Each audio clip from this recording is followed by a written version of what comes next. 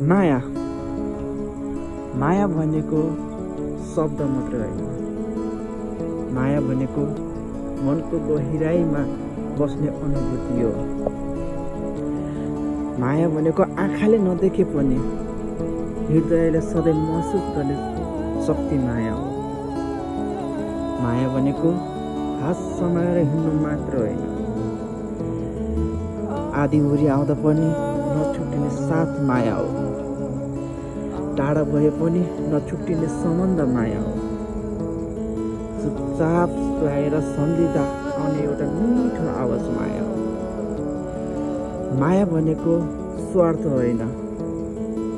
माया भनेको एक अर्काको खुसीमा रमाउने भावना माया हो।